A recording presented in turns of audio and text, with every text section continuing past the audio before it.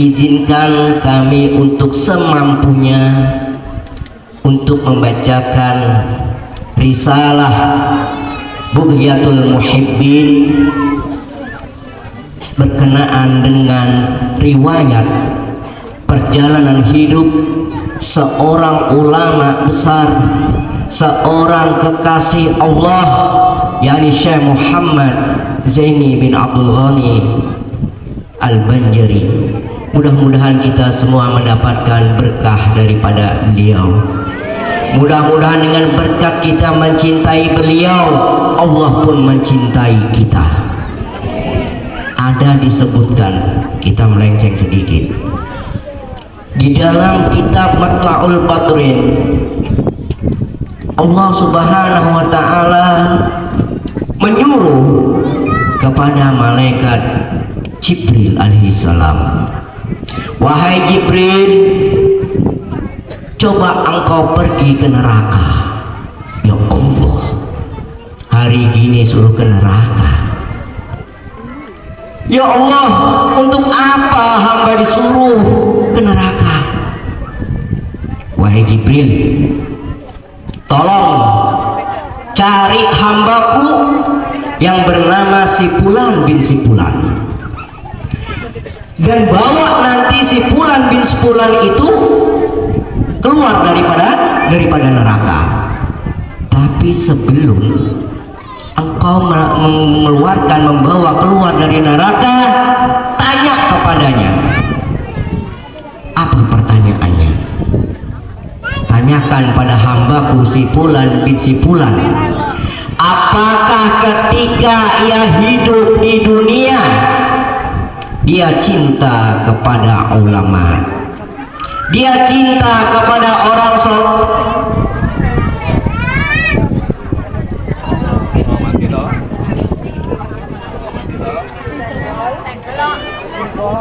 tapi akan aku bingung.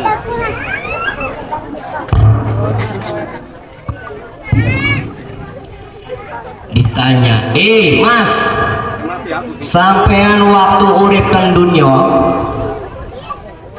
lopo sampean niku tresno kalih ulama, lopo panjenengan niku tresno kalih tiyang soleh? Malaikat, kula waktu teng dunya boten tresno kalih ulama, boten tresno kalih tiyang soleh, gak cinta sama ulama, gak cinta sama orang soleh, gak cinta sama para wali-wali Allah. Ya Allah, hamba pian Sipulan bin Sipulan ternyata gak cinta, malah justru memusuhi. Tanyakan lagi, apakah hambaku itu Sipulan bin Sipulan ketika ia hidup di dunia dia pernah makan bareng sama orang-orang soleh? Ketika ia hidup di dunia, apakah ia pernah makan bareng bersama orang-orang alim? Ditanya, mas, apakah engkau ketika hidup di dunia pernah makan bersama orang-orang soleh, pernah makan bersama orang-orang alim? Enggak pernah. Cinta enggak, makan bareng orang soleh pun tidak. Ya udah, tanya lagi, apakah namanya sama, ada sama dengan nama orang-orang soleh? Mas, nami ini panjenengan sinten? Malaikat, nami kula Robert. Ngarang orang Robert, jadi nggak ada namaku ini sama dengan nama orang-orang soleh. Ya Allah, hamba sampean nggak ada yang sama namanya. Ya sudah, tanya lagi, apakah dia punya teman yang mana temannya itu mencintai orang-orang soleh? Mas, apakah engkau ketika hidup di dunia engkau punya teman yang mana temanmu itu mencintai orang soleh, mencintai ulama, mencintai para habaib, mencintai para wali? nggih kula wonten rencang ingkang teng tirusan, yang mana teman saya yang di tirusan itu cinta kepada ulama-ulama, cinta kepada orang-orang saleh, cinta kepada para wali-wali Allah. Lalu berkat engkau hai pemuda, engkau punya teman yang mana temanmu itu cinta kepada orang-orang soleh, maka aku di sini diutus oleh Allah untuk mengeluarkanmu dari neraka untuk dibawa ke surga, bawa ke surga. Jadi mudah-mudahan Allah Subhanahu wa taala menjadikan diri kita dan anak cucu kita untuk selalu mencintai orang-orang soleh.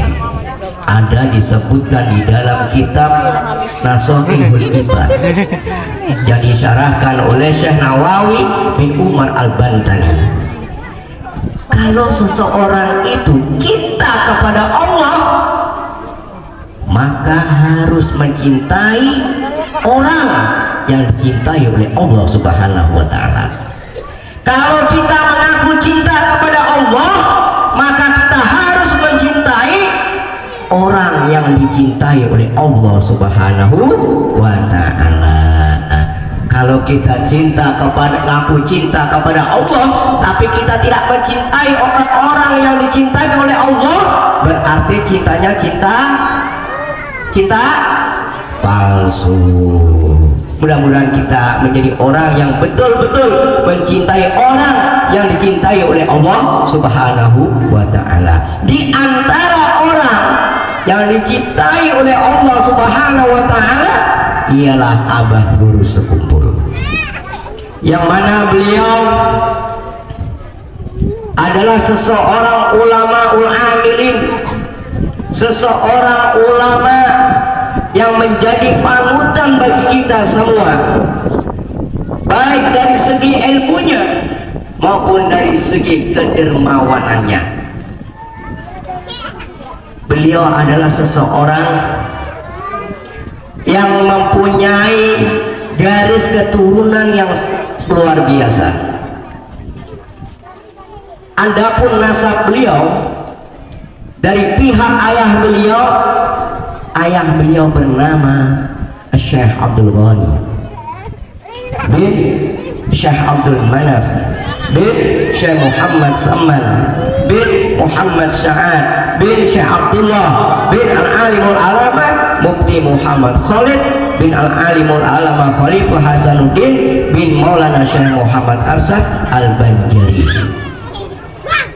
Adapun nasab beliau dari pihak ibu beliau bernama Hajah binti Sofia binti Iya binti Muhammad Yusuf bin Al-Alimul Alama Mufti Muhammad Khalid bin Al-Alimul Alama Khalifah Hasanuddin bin Maulana Syekh Muhammad Arsad Al-Banjari. Maka berkumpullah nasab orang tua beliau pada datuknya yang kelima, yaitu Al-Alimul Alama Mufti Muhammad Khalid.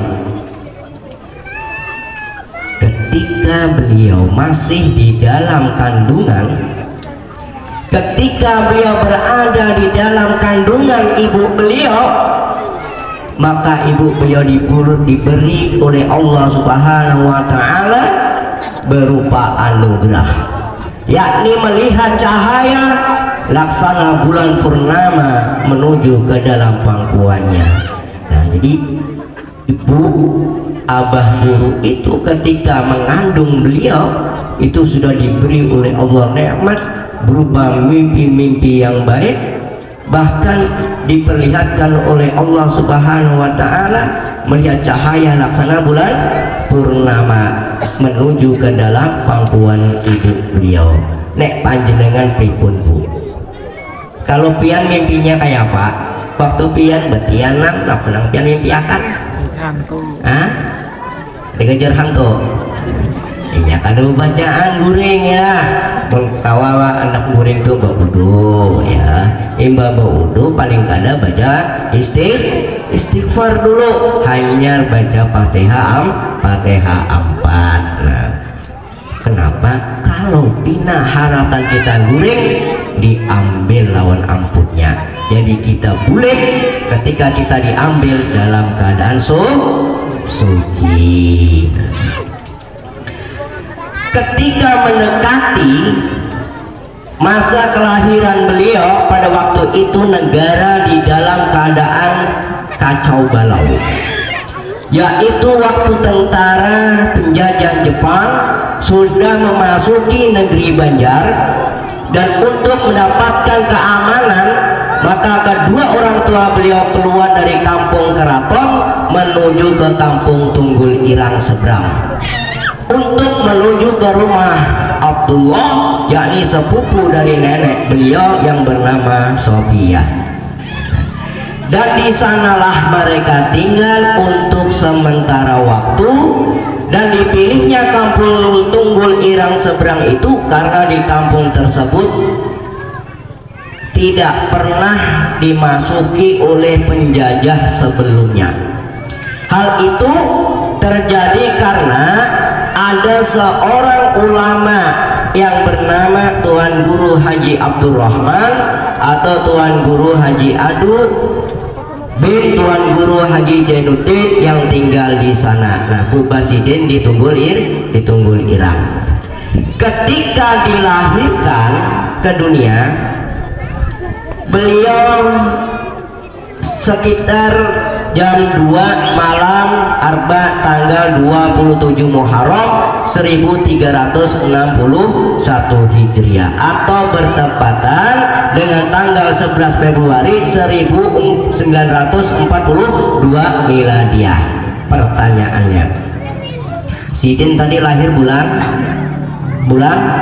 nah ngelamun kalian jadi dapat hadiah. Sidin lahir bulan Muharram, wafatnya bulan Rajab. Pertanyaannya, bulan Muharram lawan bulan Rajab termasuk apa? Siapa yang bisa jawab dapat 100.000, tapi ambil kena wali Guru Ibrahim.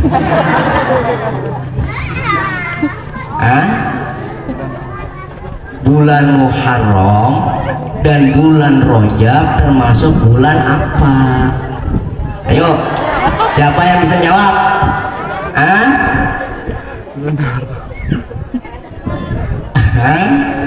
Ayo,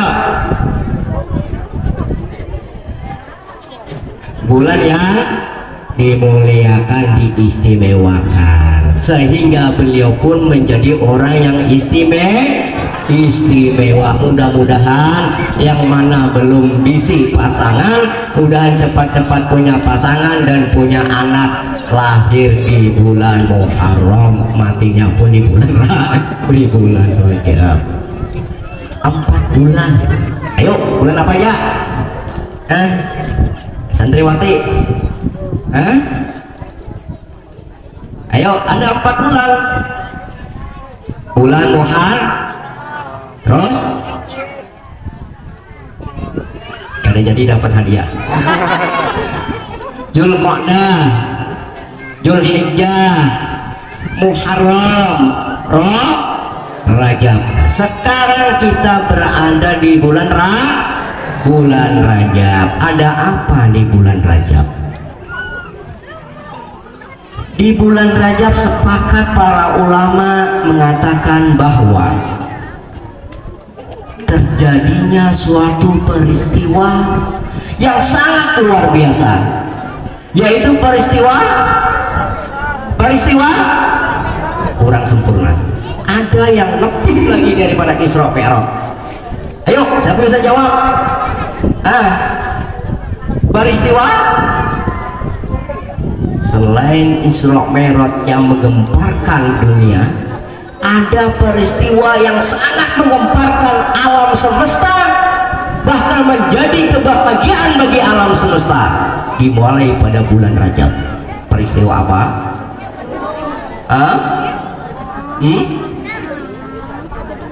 Mulainya hamil Bunda Aminah, mengandung nur suci masuk ke rahim Bunda Aminah. Sepakat ulama mengatakan pada bulan bulan Rajab. Al-Imam Ghazali di dalam kitab Ihya Ulumuddin, beliau itu ada mengatakan apabila Allah Subhanahu wa ta'ala menghendaki, apabila Allah Subhanahu wa ta'ala memberikan taufik kepada hambanya untuk beramal soleh, maka Allah Subhanahu wa ta'ala akan memudahkan si hamba itu untuk beramal soleh di bulan-bulan yang diistimewakan oleh Allah Subhanahu wa ta'ala. Sebaliknya, kalau Allah Ta'ala itu murka kepada hambanya, maka si hamba itu akan diberikan rasa berat, rasa lengah untuk berbuat kebaikan di bulan-bulan yang dimuliakan oleh Allah Subhanahu wa ta'ala. Jadi diri kita sendiri Pak yang menimbangnya, Bu. Kita ini berada di bulan yang dimuliakan, bulan Rajab. Sekarang pertanyaannya, bagaimana diri kita di bulan ini? Apakah sudah kita mengerjakan amal kebaikan atau malah justru tidak? Jika kita ringan di bulan ini mengerjakan kebaikan, mengerjakan amal soleh, tanda Allah Ta'ala ridho kepada sampean.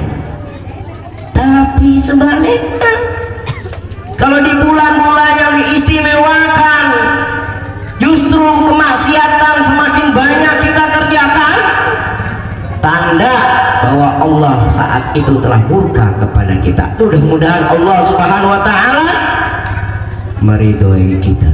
Amin. Ketika itu, ketika lahir, beliau hanya terpejam mata, bahkan beliau tiada menangis seperti pada bayi lazimnya. Kebanyakan bayi lahir itu pasti nangis enggak? Nangis ya? Nangis. Pertanyaannya lagi, kenapa bayi itu lahir kok nangis? Ayo santriwati, santri putranya mana nih, gak kelihatan? Oh, di belakang. Kenapa bayi kalau lahir kok nangis? Kenapa? Ayo. Kayak itu. Gak mungkin lahir kok hahaha, gak ada ya. Kenapa? Nah, karena kita itu ditusuk lawan jin, ditusuk lawan iblis, jadinya nangis. Ini nangis kada? Nangis kada? Biar nangis kada? Biar nangis kada? Nih ditusuk iblis biar nangis semuanya. Tapi kalau dalam ilmu kedokteran justru yang dicari nangis. Semakin bayi itu ketika lahir nangis, semakin kuat jantungnya. Itu dalam ilmu kedokteran. Bahkan tubuh beliau itu membiru. Abang dulu ketika lahir mata terpejam, tidak menangis, bahkan tubuh beliau itu membiru. Sehingga nenek beliau yang bernama Salbiah mengira kalau cucunya itu akan meninggal dunia. Dan dengan berkat doa dari Tuan Guru Haji Abdul Rahman Tumbul Irang, maka tubuh beliau berangsur-angsur memerah seperti warna bayi kebiasaan, dan tangisnya pun mulai terdengar. Akan tetapi tidaklah beliau itu mau menyusu kepada ibu beliau, namun hanya mau menghisap lidah Tuan Guru Haji Abdul Rahman. Dan setelah beberapa lama diketahui bahwa beliau mau menyusu kepada ibu beliau manakala tiada ada orang lain di sisi ibu beliau yang bukan mahram. Nah, jadi beliau mulai bayi sudah diberi sesuatu yang lebih oleh Allah Subhanahu wa ta'ala daripada kebanyakan bayi-bayi yang lain. Lahir kada mau menyusu, nangis. Yang dihisap hanya lidah Tuan Guru Haji Abdurrahman. Ada yang mengisahkan ke ulun selama 40 hari. Nah, kalau kita nggak mungkin bisa seperti itu. Bahkan beliau tuh nggak mau menyusu kepada ibu beliau kalau ketika itu ibu beliau ketika akan menyusu ada orang yang bukan mahram di hadapan ibu beliau, nggak mau. Sudah beliau menjagakan aurat orang tua beliau mulai beliau masih kecil. Nah, kalau kita membaca seperti ini mungkin Guru Ibrahim ingat dengan seorang habaib di Martapura yang bernama Habib Abdurrahman Barakbah Keraton.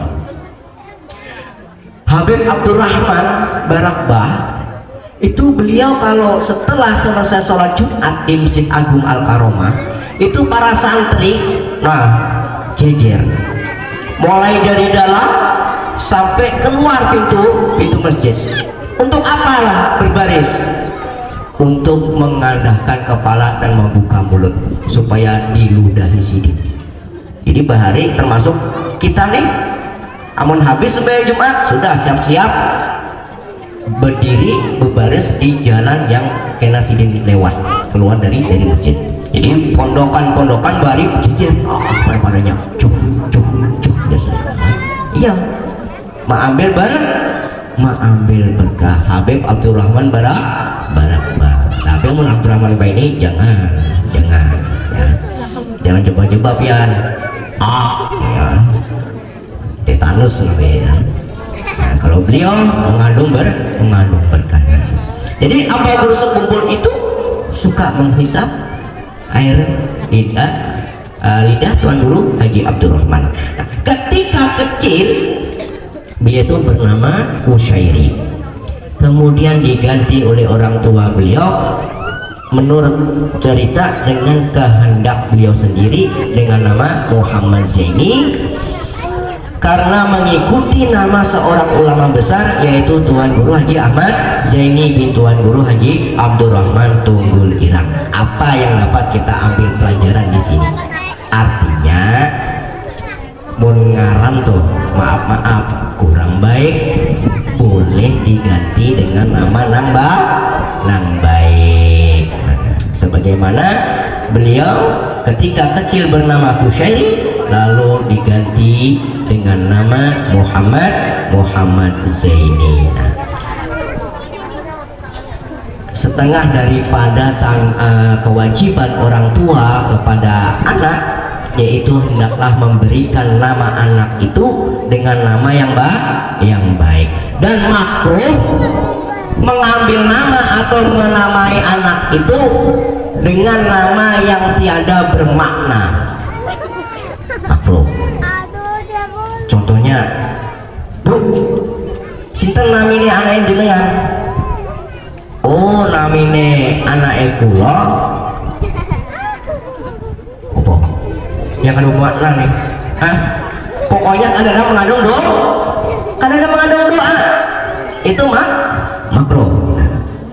Bahkan ada haram hukumnya mengambil nama atau memberi nama kepada anak dengan nama neraka atau nama jin. Sinten Pak namina anak sampean? Jahim, Sakor, haram, atau nama jin. Bu, siapa ngaran anak piang? Oh, ngaran anakku keren. Siapa? Iprit. Haram. Dan disunahkan memberikan nama kepada anak kita itu mengambil daripada yang pertama Asmaul Husna, Abdurrahman, Fathur Rahman, Abdullah, Abdul Malik, Abdul Aziz, ya, Abdul Latif, dan seterusnya. Setelah itu yang kedua disunahkan mengambil nama-nama nabi, ya.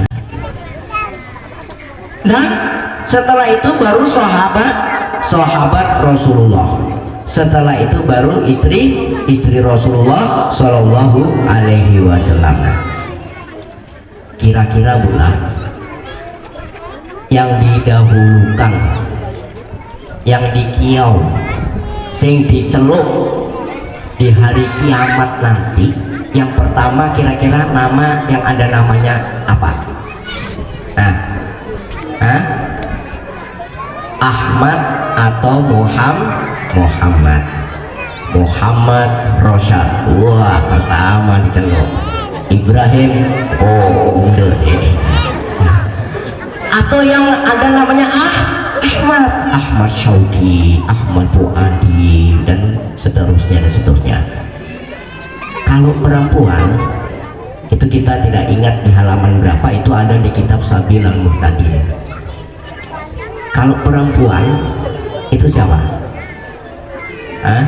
Yang awalnya ada nama Siti Komariah. Wah, pertama. Siti Fatimah Blus.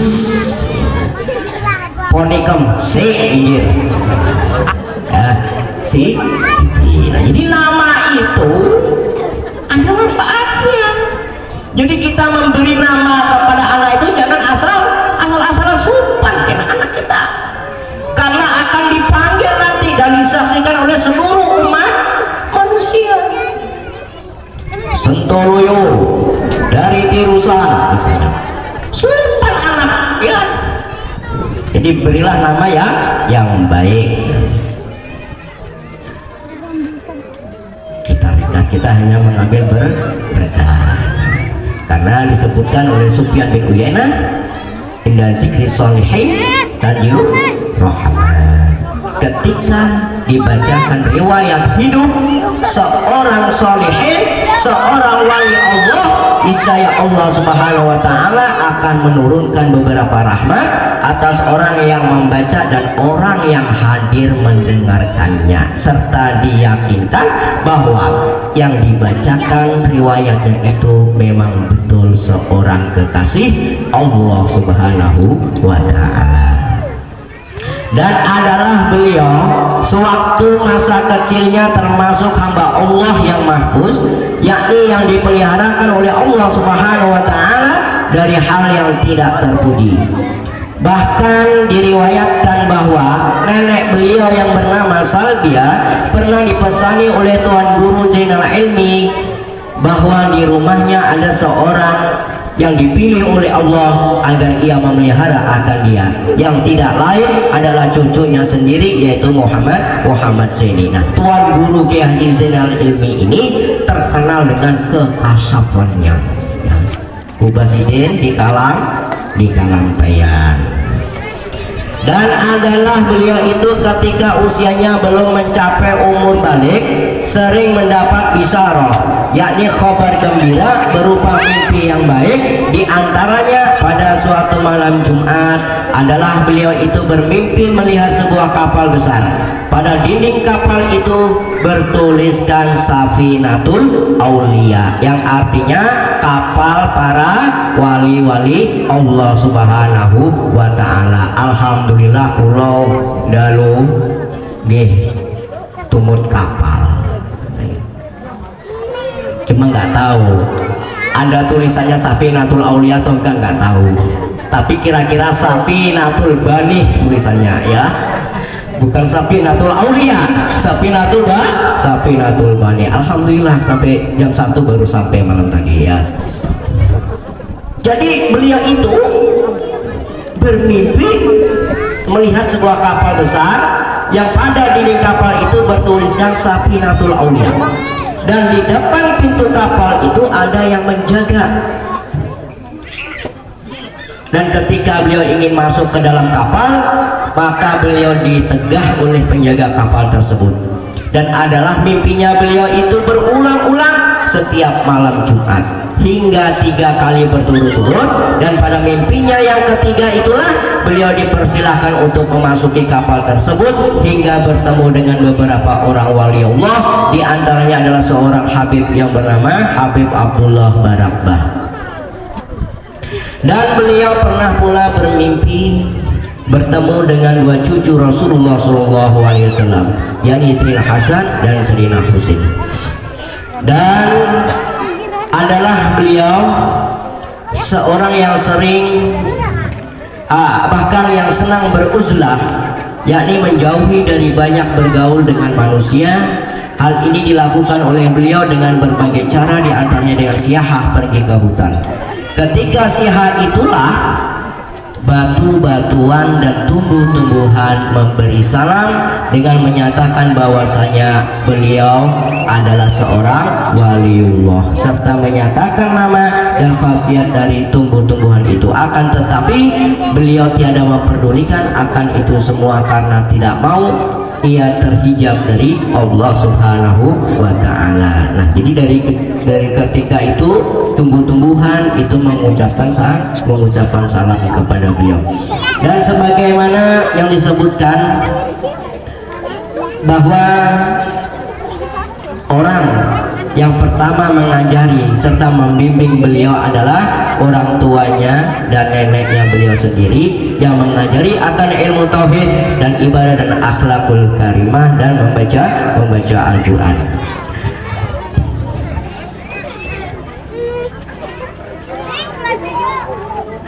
Dan adalah beliau itu mulai masa bidayahnya hingga masa nihayahnya adalah seorang yang sangat kuat mujahadahnya, baik dalam menuntut ilmu agama hingga dalam ibadatnya sekalipun.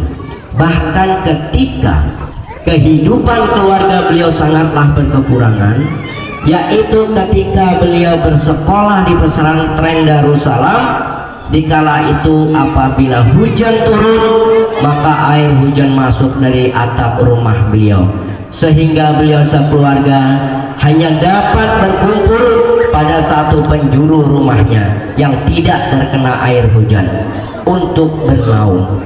Dan terkadang beliau sekeluarga di dalam sehari hanya makan makanan dengan satu bungkus nasi yang dibagi untuk 4 orang, dan terkadang hanya makan gedabung pisang saja. Dan ketika itu pula beliau hanya memiliki selembar pakaian saja. Allahu Akbar. Jadi dari riwayat ini jelas seseorang yang akan pacangan menjadi orang besar pasti sudah dari awalnya sudah diberikan ujian oleh Allah Subhanahu wa Ta'ala.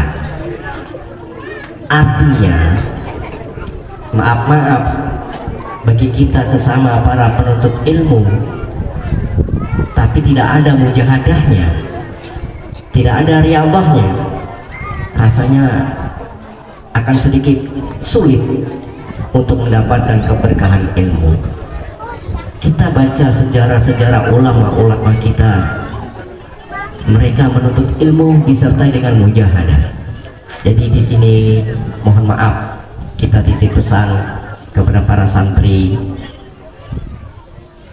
tatkala kita menuntut ilmu maka posisikanlah bagaimana kemampuan orang tua kita di dalam memberikan nafkah.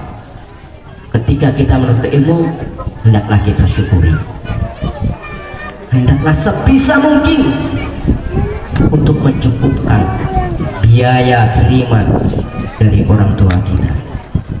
Mungkin kalian maaf tidak seperti ana, tidak seperti Al-Fakir. Dulu kita sempat ketika masuk di pondok pesantren Darussalam, agar kita bisa mempunyai ongkos untuk berangkat ke Martapura dari kampung, dari Selan ke Martapura, itu kita di pagi harinya harus jadi pemulung dulu. Kita keliling kampung mengambil barang-barang rongsokan, baik itu besi rongsokan atau botol-botol yang terbuat dari plastik. Kita kumpulkan, kita timbang, kita jual. Untuk apa? Untuk sambung sekolah. kadang kita ke kebun karet mencari biji karet bahasa Jawa kelata.